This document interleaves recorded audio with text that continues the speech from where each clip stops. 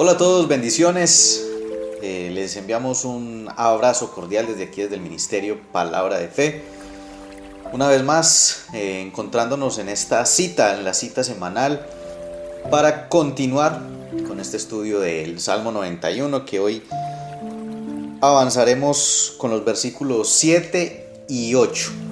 Pero bueno, antes de empezar, vamos a responder algunos saluditos, vamos a recordar a algunas personas de los que nos han comentado por allí las publicaciones, tanto en Facebook como en YouTube.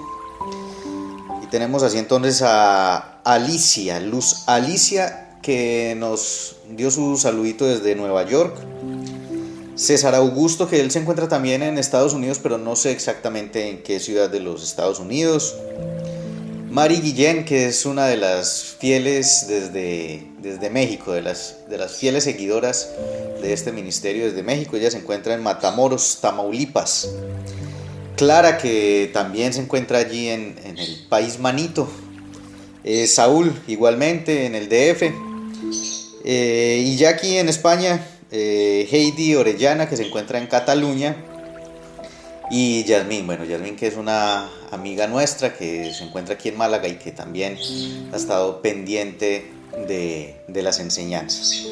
Bueno, para entrar ya en materia, vamos a lo que vinimos, vamos a la palabra de Dios.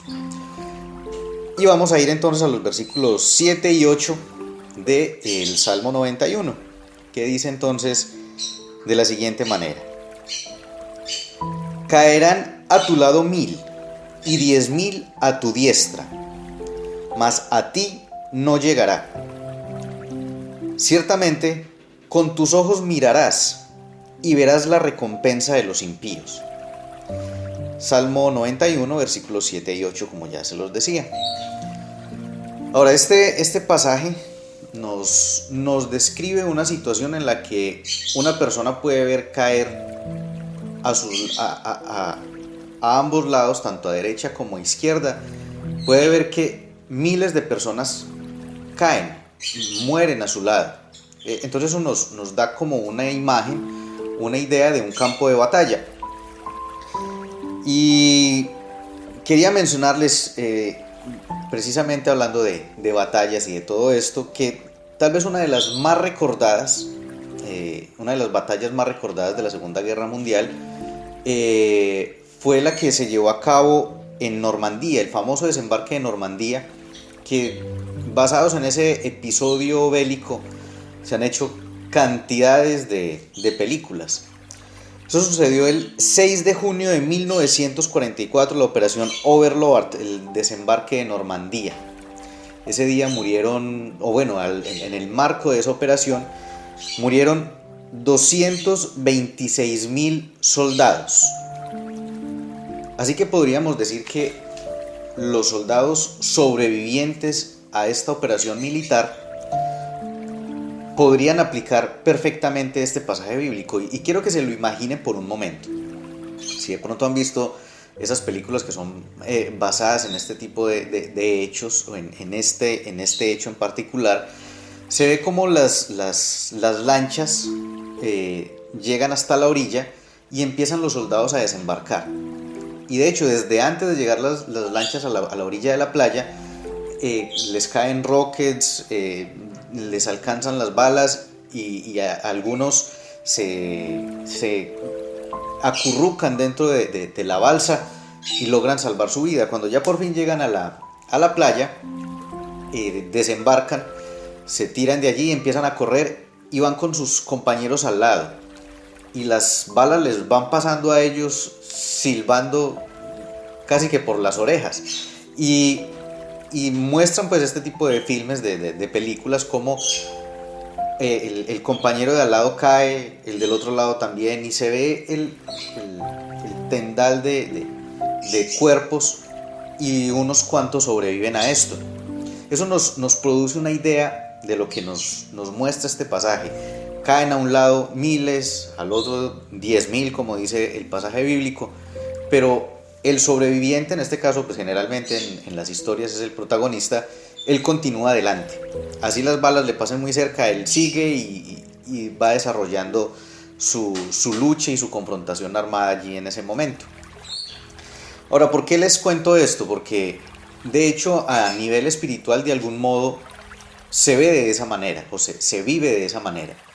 Nosotros somos esos protagonistas de la historia y que desafortunadamente vemos como cada día en la lucha espiritual muchas personas sucumben, caen.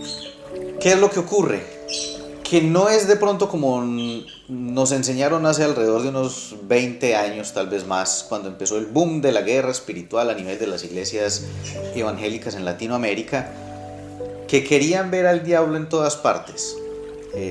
Reprendían al diablo que estaba en los dibujos animados, en los mensajes subliminales en la música, en las marcas de autos, en las marcas de productos de cuidado personal. En todo veían al diablo y por todo estaban reprendiendo, y si venteaba y se movía la cortina en la casa, entonces reprendían al diablo y veían más al diablo que a Cristo realmente. Se preocupaban más por las obras del enemigo que por la obra de Cristo que nos muestra la palabra. En realidad, el campo de batalla no está afuera de nosotros. El campo de batalla está en la mente. Es ahí a donde el enemigo nos quiere llevar. Es ahí donde el enemigo nos quiere doblegar y donde el enemigo nos quiere someter. Así que quiero que veamos hoy cómo en ese campo de batalla somos atacados, y dependiendo de la actitud que tengamos, podemos ser uno de los 1000 o de los 10.000 que sucumben, o podemos ser de los que están en pie y ven cómo los demás caen, pero nosotros nos mantenemos firmes en la palabra. Así que vamos a las Escrituras y vamos a mirar cuál es la manera en la que el enemigo ataca nuestra mente, qué es lo que sucede en nuestra mente y cómo podemos hacerle frente en ese campo de batalla para nosotros poder salir adelante.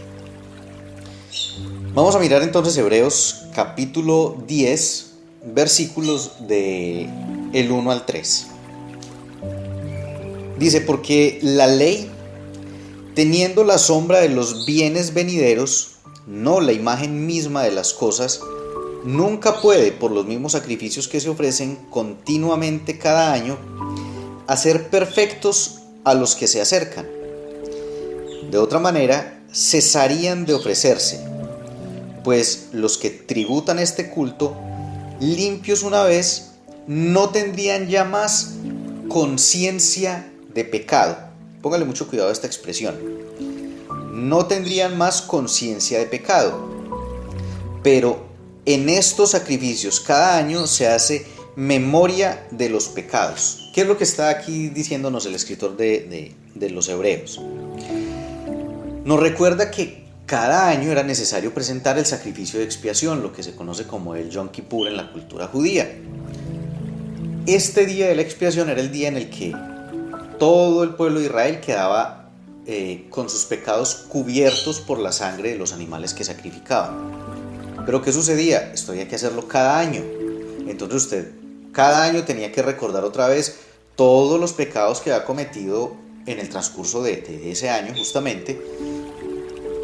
Es decir, el sacrificio como tal era un memorial, un recordatorio de sus pecados, porque precisamente se estaba celebrando esto porque la nación entera había pecado, porque todos y cada uno de los miembros de la nación judía habían pecado, entonces era necesario realizar este ritual. Ese era el sentido del ritual como tal, traer cobertura de los pecados, expiar los pecados del pueblo por un año, y al año siguiente se repite, y al año siguiente se repite.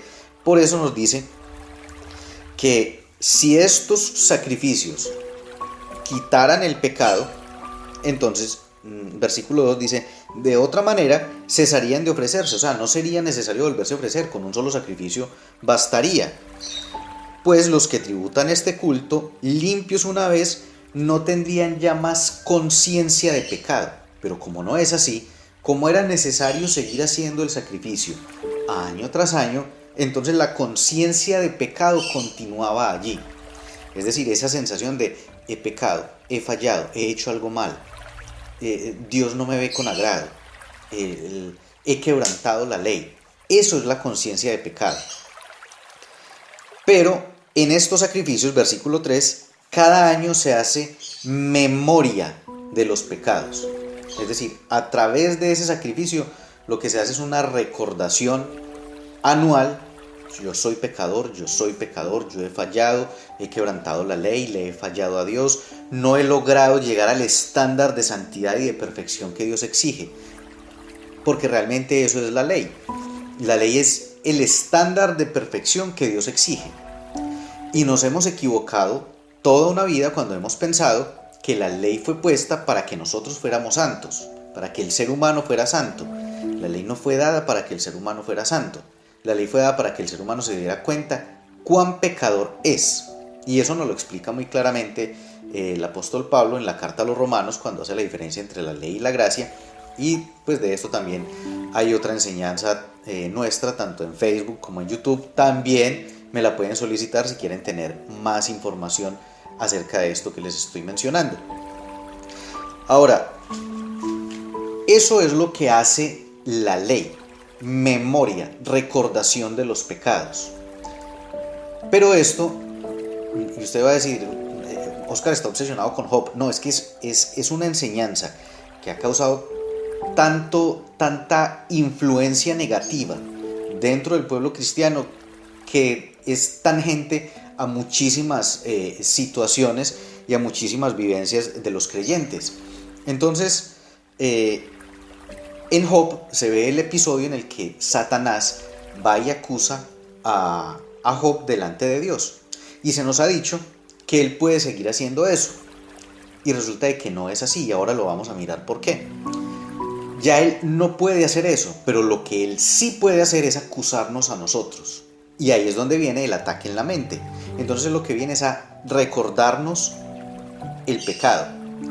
Y él no lo va a hacer en tercera persona. Él no va a decir: Oscar, usted es malo, Oscar, usted falló, Oscar, ¿usted por qué hizo esto? No, él siempre lo hace en primera persona para hacernos creer que esos pensamientos son nuestros. Entonces el pensamiento es como: yo soy malo, yo soy pecador, yo soy un tonto, yo soy un torpe, yo soy un fracasado. Siempre esos pensamientos están en primera persona y nos llevan a hacernos una introspección y a mirarnos a nosotros mismos y a hacer recordación de nuestros errores, a hacer recordación de nuestras fallas, a hacer recordación de nuestros pecados. Quiero que miremos este mismo pasaje, el que estamos leyendo, el de Hebreos 10, del 1 al 3, en la versión amplificada de la que ya hemos conversado antes.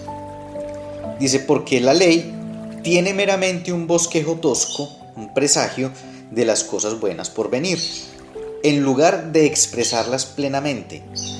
Nunca podrá, ofreciendo los mismos sacrificios continuamente, año tras año, hacer perfectos a los que se acercan a sus altares.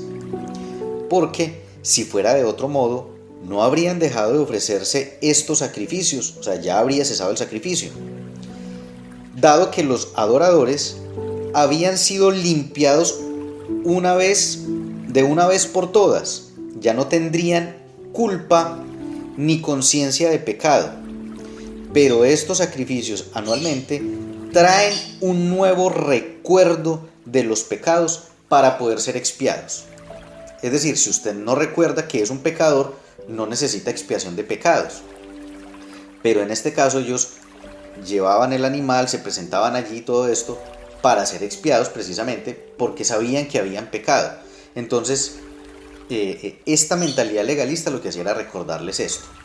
Ahora usted puede estarme preguntando: bueno, Oscar, pero es que ahí está hablando desde la ley, ahí no está hablando del diablo, no está hablando del enemigo, no está hablando de nada demoníaco. Pues resulta de que aquí nos está hablando de la ley. Pero ¿qué sucedía con la ley? Vamos a 1 Corintios 15:56.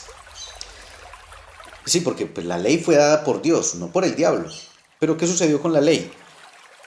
1 Corintios 15:56 dice: el aguijón de la muerte es el pecado, y el poder del pecado es la ley. El poder del pecado es la ley. Volvamos a Job. La palabra allí nos plantea el mundo espiritual como una gran corte. Está Dios como juez, está, Pablo nos describe también, pues en el Nuevo Testamento nos describe que tenemos una gran nube de testigos, refiriéndose a todos los seres espirituales, pero tenemos allí en Job un acusador, un fiscal que se encarga de acusar y que se encarga de decir, este ha fallado en esto. Así como lo plantea en Job, así funcionaba el mundo espiritual en todo el Antiguo Testamento. Ahora usted puede decir, pero es que en los tiempos de Job no había ley. No había ley, pero había algo. Job tenía algo por lo cual ser acusado. ¿De qué se le acusó? Vuelvo y le digo, escúchese la enseñanza de Job. Me puede escribir al WhatsApp o por el Messenger o dejarme un mensaje allí en el cajón de comentarios en YouTube y yo le envío el link para que pueda escuchar la enseñanza de Job. Ahora, allí solo vemos estos participantes, pero en el Nuevo Testamento el apóstol Juan nos dice que si pecamos, abogado tenemos para con Dios. ¿Y es quién? Es Jesucristo. Entonces, ese personaje que faltaba en el Antiguo Testamento, ahora lo tenemos nosotros. Tenemos un abogado. Déjelo ahí nada más. Ahorita retomamos el tema del abogado. Pero ¿qué pasa con el acusador? ¿Qué hacía el acusador entonces? Tomaba la ley e iba y se presentaba delante de Dios y decía: sucede que el señor Oscar ha violado este y este mandamiento, y de acuerdo a la ley que usted, Dios, ha instituido, sobre él deben de caer estas y estas maldiciones. Vengo a exigir que se cumpla la ley. Y Dios, que también es importante que se escuche la enseñanza de la soberanía de Dios, porque soberano no es el que hace lo que se le viene en gana. Soberano es la autoridad suprema, el que está por encima de todo. Y eso aplica perfectamente para Dios. Él está por encima de todo, pero Él no puede hacer lo que a Él le plazca. Él es tan santo y tan justo que se somete a su propia palabra. Entonces, cuando Satanás venía a acusar a alguien y le decía, ha fallado en esto y en esto, y por lo tanto deben caer sobre él estas y estas maldiciones, Dios no podía hacer nada. Dios tenía que decir, ok, eso es lo que dice la ley, y la ley tiene que cumplirse. ¿Recuerdan a Nabucodonosor cuando firmó un decreto y por ese decreto se vio afectado Daniel? ¿Recuerdan qué pasó? Cuando los sátrapas llegaron a acusarlo, a acusar a Daniel delante del rey, le recordaron al rey, le dijeron, y recuerde que la ley no puede ser abrogada. O sea, después de que el rey firma un edicto, no se puede abrogar. Entonces, ¿qué le tocó a Nabucodonosor? Entregar a Daniel, y ya sabemos lo que sucedió allí en el foso de los leones. Fue arrojado y salió victorioso de allí, los leones no lo devoraron. Volvemos al caso de la ley, sucedía exactamente lo mismo. El enemigo llegaba, el acusador llegaba y decía, ha sucedido esto y esto. Dios no podía interferir, porque la ley tenía indefectiblemente que cumplirse. Así que se le otorgó ese poder para él acusar. No se le otorgó, él lo usurpó. Eso, ¿cómo lo usurpó y cómo llegó él a convertirse en el acusador? Eso también está en las enseñanzas nuestras, tanto en la página de Facebook como en el canal de YouTube. Él usurpó ese lugar y tomó ese lugar como acusador e hizo de la ley su poder para poder desgraciar la gente a través del pecado. Porque entonces él tomaba esta herramienta de la ley para poder atacar las vidas de las personas, a nivel físico, a nivel moral, a todo nivel. Pero como él ahora no lo puede hacer, entonces lo que él hace es atacarnos a nivel mental, atacarnos en la mente y venir y recordarnos los pecados, las cosas que hemos hecho, y a querer venir a traer también a nuestra vida maldición, cuando ya ahora bajo el nuevo pacto nosotros no estamos bajo maldición. De hecho, Gálatas 3:13 nos dice que Cristo nos redimió de la maldición de la ley, es decir, esas maldiciones que nos correspondían por haber violado la ley, ya Cristo nos ha redimido, nos ha rescatado de ellas y ya no tienen por qué venir a nuestra vida. Ahora, su pregunta puede ser, y entonces la enfermedad, por ejemplo, que es una maldición de la ley, la pobreza, que es una maldición de la ley, la escasez, que es una maldición de la ley, todas esas cosas que aparecen enumeradas como maldiciones de la ley, ¿por qué siguen afectando al pueblo cristiano? ¿Por qué siguen afectando a los creyentes? ¿Por qué si ya Cristo nos redimió de eso? Porque Dios solo puede actuar en nosotros en la medida en la que nosotros creemos en su obra en nuestras vidas. Hemos creído en que Él nos salva. Efectivamente, Él nos salva. Pero si no creemos que Él nos sana, pues Él no nos puede sanar porque Él solo actúa hasta donde nuestra fe va avanzando. De tal manera que si una persona, por ejemplo, no cree en Jesucristo como su Señor y Salvador, esa persona no es salva. Si no, entonces podríamos decir, pero Dios lo puede salvar, si Él quiere lo salva, pero Él solo actúa donde la fe de la persona le permite. Entonces, si la persona cree que Jesucristo es su Salvador, Él le salva. Si Él cree que Él es su sanador, Él le sana. O la sanidad actúa en la vida de esta persona. Y así con todas las demás. Si él cree, como ahora soy hijo de Dios, ahora soy próspero, se empieza a manifestar la prosperidad en su vida. Pero mientras no lo crea, mientras siga pensando que Dios quiere que seamos pobres, mientras siga pensando que Dios quiere que seamos necesitados, que seamos derrotados, que seamos enfermos, pues eso es lo que se va a manifestar, y mientras tanto Satanás va a seguir trayendo toda esa serie de maldiciones a su vida, aun cuando ya fuimos redimidos. ¿Por qué? Porque nuestra fe tiene bloqueada esas manifestaciones de la gracia de Dios en nosotros. La falta de fe con respecto a esas situaciones entonces no permite el actuar de Dios sobre nuestras vidas. Ahora, el aguijón de la muerte es el pecado y el poder del pecado es la ley. Así de que veníamos hablando en Hebreos de cómo la ley trae esa recordación del pecado y el tener una mentalidad legalista también.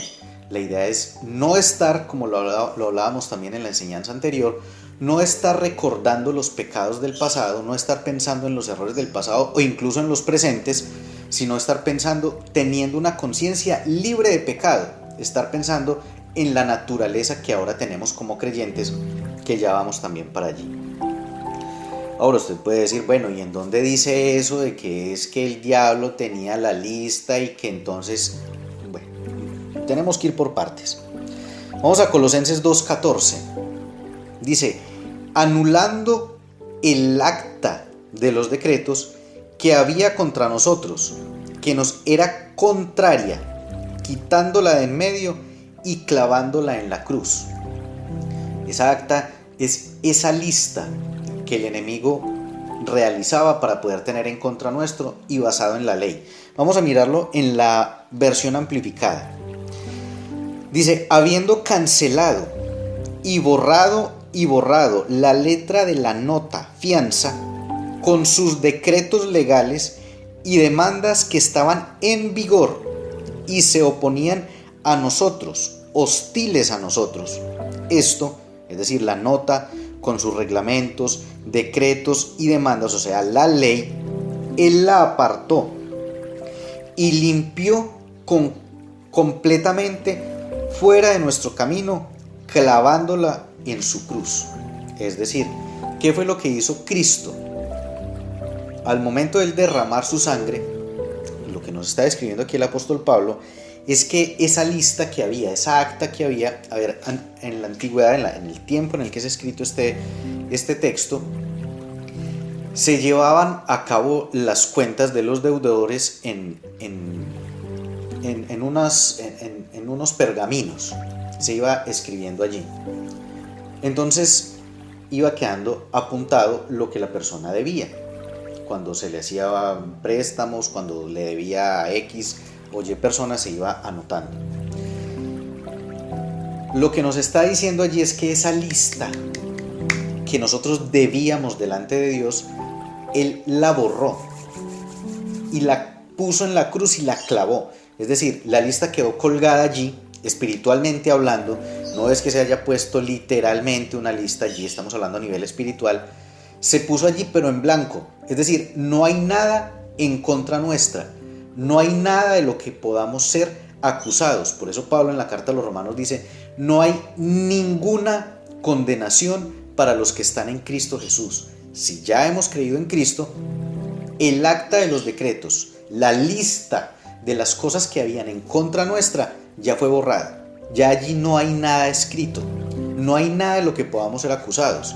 Entonces, cuando el enemigo viene a nuestra mente a hablarnos al oído, a recordarnos errores, a decirnos que somos fracasados, a decirnos que no podemos, a decirnos que somos unos incapaces, a decirnos todo eso, nosotros lo que le debemos de decir es que no nos puede acusar de nada, que el acta que estaba en contra nuestra ya fue borrado, ya fue clavado en la cruz, y que ahora nosotros no somos vistos por Dios como pecadores, porque esa es otra cosa que se nos ha inculcado, y es que quienes hemos creído en Cristo somos pecadores salvos por gracia.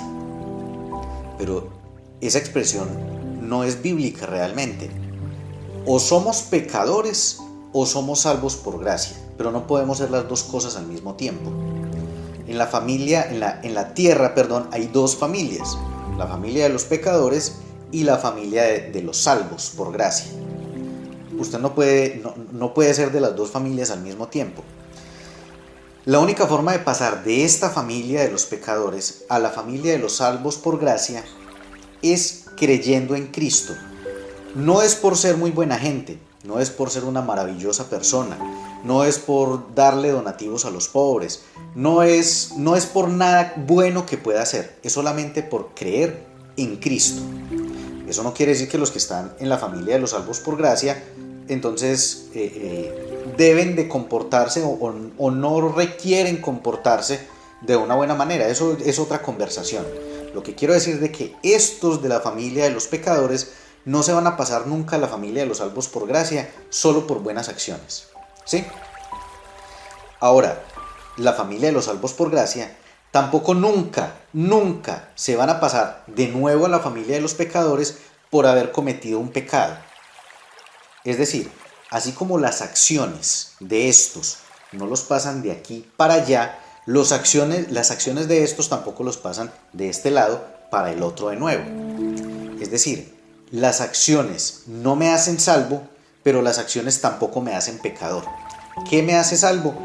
Solo me hace salvo el creer en Cristo como mi Señor y Salvador. Entonces, en ese punto, cuando yo soy consciente que soy salvo por gracia, entonces tengo que saber cuál es el título que a mí se me adjudica. Ok, ya no soy un pecador, entonces ¿qué soy? Segunda de Corintios 5:21 dice: al que no conoció pecado, por nosotros Dios lo hizo pecado, para que nosotros fuéramos hechos justicia de Dios en Él. ¿En quién? En Cristo. Se los voy a leer de la Nueva Biblia Viva. Nueva Biblia Viva.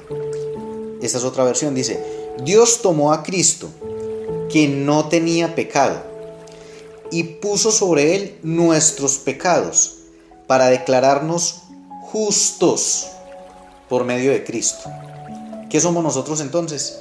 Justos, no pecadores. Y a veces cometemos el error en conversaciones con personas y decimos: no, es que yo soy un pecador como cualquiera. No. Perdón, pero nosotros no somos pecadores. Si usted ha creído en Cristo, usted no es un pecador. Obviamente puede que usted cometa algún pecado en el desarrollo del día, y seguramente es así. Pecamos todo el tiempo en nuestra mente, pecamos todo el tiempo en nuestros actos, con nuestras palabras, o incluso por lo que dejamos de hacer. Pero eso no nos convierte en pecadores. Así como las buenas acciones de estos no los convierten en justos, las malas acciones de estos, de los salvos por gracia, tampoco los convierten en pecadores. Una vez justo, se es justo para siempre. Entonces, si quería saber qué es usted, que ya ha creído en Cristo, usted no es un pecador, usted es un justo. Y cuando venga el enemigo a hablarle al oído y a quererle traer a memoria los pecados del pasado, a quererle recordar que usted hace 2 días o hace 3 años o hace 20 hizo o no hizo, y por eso hay una situación que se desencadenó en su vida, y quiera venir a tildarlo, a juzgarlo de tal manera, usted tiene que recordarle: eso lo hizo un pecador, pero ahora yo soy justo. ese pecador ya no existe. Ahora somos una nueva criatura en Cristo, es lo que nos dice la palabra. Somos una nueva creación. Usted posiblemente se esté preguntando, bueno, y todo eso de la justicia, de ser un justo, de no ser un pecador, y de cambiar el chip en cuanto a la mentalidad, de ya no estar pensando en lo que hice y en lo que no hice, ¿de qué me sirve con respecto al Salmo 91, que dice, caerán a tu lado 1000 y 10.000 a tu diestra? No se me desespere, ya vamos para allá. Vamos a 2 Corintios 10, para que miremos todo esto que sucede en la mente. 2 Corintios 10, versículos del 3 al 5. Dice, pues aunque andamos en la carne, no militamos según la carne. El militar es cuando dice no militamos, se refiere a no andamos bueno, se está refiriendo en un lenguaje militar, es decir, no andamos en la guerra o en la milicia, en el conflicto en el que estamos, según la carne. Porque las armas de nuestra milicia no son carnales, sino poderosas en Dios para la destrucción de fortalezas, derribando argumentos y toda altivez que se levanta contra el conocimiento de Dios y llevando cautivo todo pensamiento a la obediencia a Cristo. Yo recuerdo por allá cuando estaba el boom de la guerra espiritual que se utilizaba este pasaje, y cuando decía que nuestras armas son poderosas en Dios para la destrucción de fortalezas, entonces empezaban a reprender y a decir, y derribamos los muros de esta ciudad, y que había que subir a la parte más alta, de la montaña más alta de la ciudad, y desde ahí declarar que los muros espirituales que Satanás había levantado se caían. Incluso en algunas partes le daban 7 vueltas a la ciudad, así como en Jericó, que para que los muros espirituales fueran derribados, y una cantidad de tonterías, para serles muy honesto. ¿De qué está hablando aquí realmente el apóstol Pablo?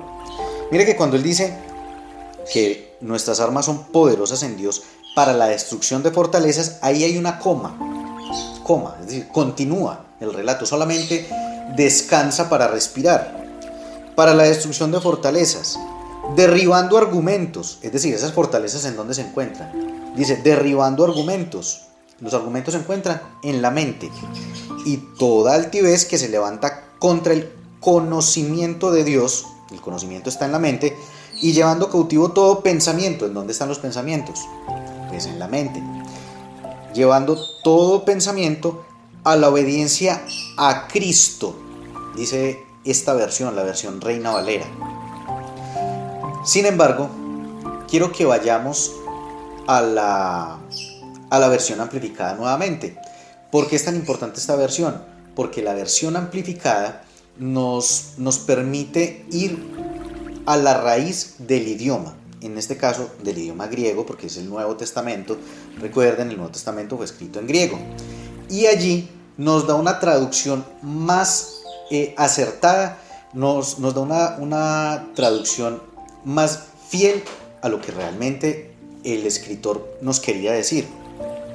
Así que en la versión amplificada dice, porque aunque vivimos en la carne, no estamos llevando a cabo nuestra guerra según la carne y usando meras armas humanas, porque las armas de nuestra guerra no son físicas, armas de carne y sangre, sino que son poderosas ante Dios para derribar y destruir fortalezas, en la medida en que refutamos argumentos, teorías, razonamientos y toda cosa orgullosa y altiva que se oponga al verdadero conocimiento de Dios. Aquí quiero pausar un momento. Aquí nos dice que se oponga al verdadero conocimiento de Dios. Es decir, que si hay un conocimiento verdadero, es porque hay un conocimiento falso. Recordemos lo que dice también el apóstol Pedro, cuando refiriéndose a la enseñanza de la palabra, dice que debemos de tomar la leche espiritual no adulterada. Eso quiere decir que hay una leche espiritual que sí es adulterada, es decir, que está mezclada con otras cosas. Ese es ese mismo falso conocimiento al cual nos hace alusión aquí el apóstol Pablo. Me devuelvo un poquito. donde dice: en la medida en que refutamos argumentos, teorías, razonamientos y toda cosa orgullosa y altiva que se oponga al verdadero conocimiento de Dios, y llevamos todo pensamiento y propósito cautivo a la obediencia de Cristo, el Mesías, el ungido. El ungido, perdón. ¿Cuál es la diferencia? Que en la versión nueva Reina Valera dice: llevando cautivo todo pensamiento a la obediencia a Cristo. Es decir, que todos sus pensamientos,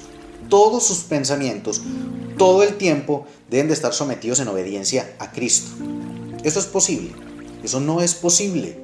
Eso no es posible. Conocí a un pastor que era muy buen maestro, y él decía que la mente es la loca de la casa, porque anda divagando todo el tiempo, anda de aquí para allá. La mente es la loca de la casa. Usted no puede someter la mente todo el tiempo en obediencia a Cristo. Eso es imposible, porque quiera o no quiera se le va a atravesar un mal pensamiento, quiera o no quiera, usted va a querer hacer algo que no es, le sacan la rabia en la calle, así no lo haga, pero por su mente pasa decirle un insulto a alguien, darle un golpe en la cara a alguien, ese tipo de cosas, como para no ir más lejos. Entonces es imposible que usted todo el tiempo, y que yo, obviamente, todo el tiempo tengamos nuestros pensamientos sometidos a Cristo. Eso no es realmente posible, es antinatural. Tenemos que recordar que aunque hemos creído en Cristo, aunque nuestro espíritu ha sido transformado, seguimos viviendo en una carne que es de una naturaleza corrompida, y que será transformada solamente hasta el momento en el que nuestro cuerpo sea cambiado en el rapto. Sí, pero de resto seguiremos viviendo en un cuerpo de una naturaleza caída, y por lo tanto la mente también. Así que Pablo no nos puede estar pidiendo algo que es imposible. No es posible hacerlo. Pero cuando lo vemos en la nueva versión amplificada, que es fiel a la traducción del griego, lo que nos está diciendo es: y llevamos todo pensamiento y propósito cautivo a la obediencia de Cristo. A la obediencia de Cristo. ¿Cómo esa sola expresión de nos cambia todo el sentido? Porque ¿qué quiere decir eso? Que en el momento en el que se nos pasa un mal pensamiento y sabemos que ese pensamiento es un pensamiento incorrecto, ese pensamiento ya sucedió, ya pasó por nuestra mente, no hay forma de someterlo a Cristo. Pero lo que sí podemos hacer es someter nuestra mente a la obediencia de Cristo. ¿Y qué sucedió con la obediencia de Cristo? Miremos Romanos 5:19. Porque así como por la desobediencia de un hombre, se refiere a Adán, los muchos hombres fueron constituidos pecadores, así también por la obediencia de uno. ¿De quién? De Cristo. Los muchos serán constituidos justos. La obediencia de Cristo me hace justo. Así que cuando se nos pasa un mal pensamiento, cuando algo errado pasa por nuestra cabeza, lo único que tenemos que recordar es que somos justos por la obediencia de Cristo. No más. No empezar a darnos golpes de pecho y yo por qué pensé en eso, Señor, perdóname porque... No, ese pensamiento ya pasó. Ahora el pensamiento que debemos de poner inmediatamente eso sucede es: gracias, Señor, porque soy justo en Cristo. Y ya. Así estamos sometiendo nuestra mente a la obediencia de Cristo. Y estamos mirando también aquí que en este pasaje se nos muestra que en la mente sucede todo esto que nos describe. ¿Qué es lo que se levanta en nuestra mente? Dice: argumentos, teorías, razonamientos y toda cosa orgullosa. Todas esas son las cosas que se levantan en contra de la palabra. Y muchas veces sucede, y se los digo porque me sucedió cuando empecé a renovar mi mente y a aprender cosas nuevas con respecto a la palabra, que uno choca. Es más, ayer me sucedió que escuché algo de uno de los maestros que sigo y yo, a ver, espera un momento, pausé y fui y busqué la palabra y me di a la tarea de estudiar y de mirar que lo que este maestro estaba diciendo era verdad. Y yo, caray, pero si es así. Y es que a veces nos sucede eso, le damos más importancia a los argumentos, a las teorías propias que a la palabra. Y eso empieza a bloquear el avance de nuestro conocimiento en las escrituras. Pero cuando dejamos que todo eso mengue y le damos paso al verdadero conocimiento de la palabra, eso es lo que nos va a traer un verdadero crecimiento y lo que nos va a permitir afrontar los ataques del enemigo y esos ataques que permanentemente trae a nuestra mente. Es con esto con lo que lo enfrentamos, con el verdadero conocimiento de la palabra, dejando de lado el orgullo, los argumentos, las teorías, los razonamientos, y permitiendo entonces que sea la palabra de Dios la que fluya en nosotros, y de esa manera somos cada vez más conscientes, no de pecado, como lo que nos decía Hebreos. Ya no somos conscientes de pecado, sino que somos conscientes de la obediencia de Cristo, que nos hace justos a nosotros. Ahora sí, ¿de qué nos sirve esa conciencia de justicia? Entonces, en el campo de batalla, en el que están disparándonos todo el tiempo y en el que vemos caer a 1000 y a 10.000 a nuestro lado y posiblemente la próxima víctima sea yo. ¿De qué me sirve esa justicia? El ser consciente de que soy justo, el no estar pensando en mis pecados y en mis errores del pasado. Efesios 6:14 dice: manténganse firmes, ceñidos con el cinturón de la verdad. ¿Cuál es la verdad? La palabra de Dios. Y protegidos por la coraza de justicia. Esto no es como le enseñaron a uno la otra vez, que uno se levanta por la mañana y uno dice: me voy a poner la armadura de Dios. Y entonces, como los caballeros del zodiaco, no sé cuántos de ustedes los verían, entonces uno hacía como la mímica, que me estoy poniendo la armadura y me pongo el yelmo, el casco de la salvación y me pongo la... No, eso no se trata de eso. No se trata de hacer toda esa mímica y toda esa parafernalia, sino que de lo que se trata es de entender qué es lo que significa y representa cada una de esas cosas y aplicarlo a nuestra vida. Entonces, la coraza del soldado romano era esa parte que protegía toda esta zona de acá, toda la zona del pecho. Entonces, si le lanzaban la espada, si le tiraban una flecha, chocaba contra eso y no le iba a hacer daño. De eso nos sirve esa coraza de justicia en medio del fragor de la batalla espiritual que se libra en nuestra mente. Si usted es consciente todo el tiempo que usted es justo, cuando lleguen esos ataques del enemigo en medio de la batalla espiritual, no le van a hacer daño.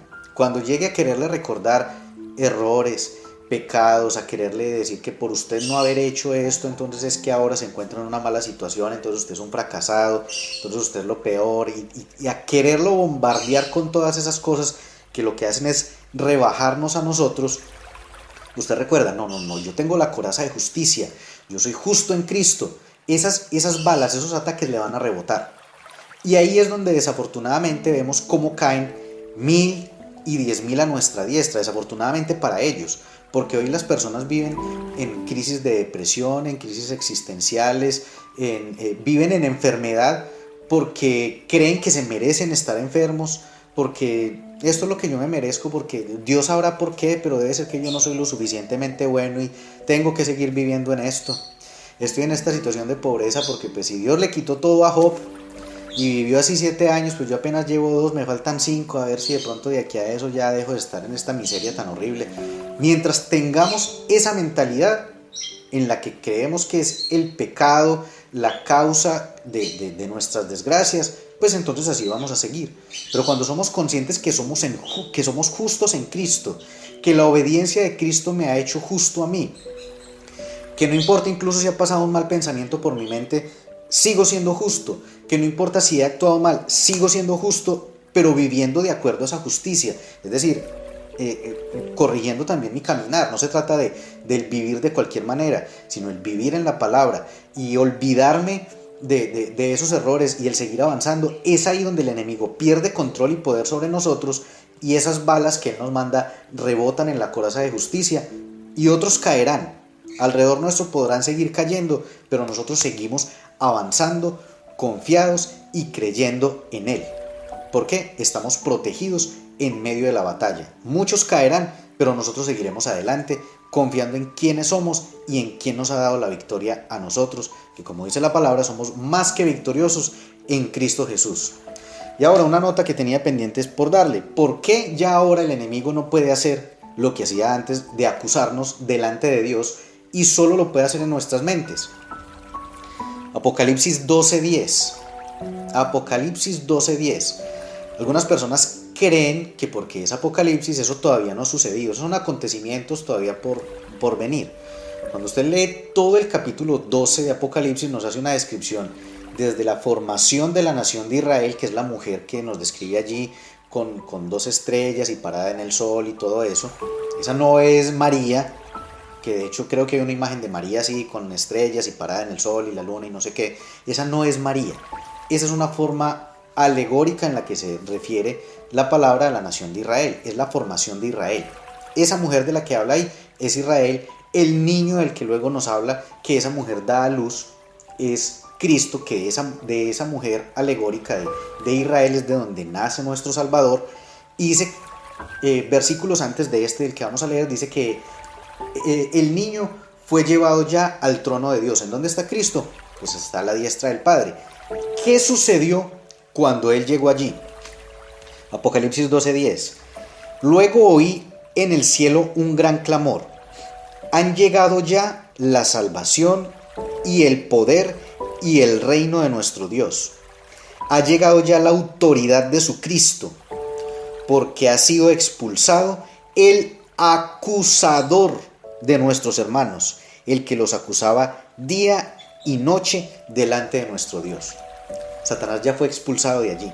Ya él no tiene derecho a estar allí. ¿Cómo obtuvo ese derecho? Eso está en la enseñanza de Job. ¿Por qué él podía estar allí? ¿Por qué se podía presentar delante de Dios? Eso está en la enseñanza de Job. Ahí se los explico. El caso es que ya no tenemos un acusador. Solo delante del Padre en este momento tenemos el abogado, que es Jesucristo, como lo dice también el apóstol Juan, que es el mismo que escribe el Apocalipsis. Ese momento en el que dice, ha llegado la salvación y el poder y el reino de nuestro Dios, ha llegado la autoridad de su Cristo, sucedió en el momento en el que Cristo fue ascendido al cielo después de la resurrección. A partir de ese momento, Satanás no tiene más entrada al cielo. Ya no se puede presentar delante de Dios como lo hizo cuando fue a acusar a Job. Ya él no lo puede hacer. Recuerde que en Mateo 28, cuando Jesús se despide de los apóstoles, les dice, toda autoridad me ha sido dada en el cielo y en la tierra. Esa es la autoridad de la que habla este versículo. Ha llegado la autoridad de su Cristo, porque ha sido expulsado el acusador de nuestros hermanos, el que los acusaba día y noche delante de nuestro Dios. Así que ahora usted puede estar tranquilo. Ya no hay acta de decretos con la cual lo puedan acusar delante de Dios, y ya no hay acusador que lo pueda acusar tampoco. Solo está el abogado. Así que si ya nadie lo acusa delante de Dios, la pregunta es la misma que le hizo Jesús a la mujer adúltera. ¿Dónde están los que te acusaban? Ya todos se han ido, ya el acusador se ha ido, ya no hay ni motivos ni acusador. Así que ahora usted puede vivir con la frente en alto, sabiendo que es el Hijo amado de Dios, el Hijo justificado por Dios, el Hijo santificado por Dios. Así usted se mire y diga, no, pero es que yo no actúo. No se basa en sus actos, su justicia se basa en el acto de Cristo, en la obediencia de Cristo, que es la que nos justifica a nosotros. Y ahora, como justo, con la coraza de justicia puesta en su vida, usted afronta esos ataques que el enemigo le quiere traer y que le quiere generar esa recordación de sus caídas y de sus fallos, y usted le dice, conmigo no es, se puede ir de aquí porque yo no le voy a prestar atención a lo que me dice, y puede continuar avanzando en este mundo convulsionado que lo sigue siendo, en esta permanente batalla que seguimos enfrentando, pero sabiendo que ahora la victoria es nuestra por la obra y la sangre de Cristo. Hasta aquí la enseñanza del día de hoy. Les envío un abrazo a todos. Déjenme de sus comentarios, sus saludos allí. Les dejo de nuevo por aquí mi WhatsApp también para que me escriban, para que me hagan las preguntas que consideren necesarias, y continuamos en contacto. Nos vemos en la próxima enseñanza. Bendiciones.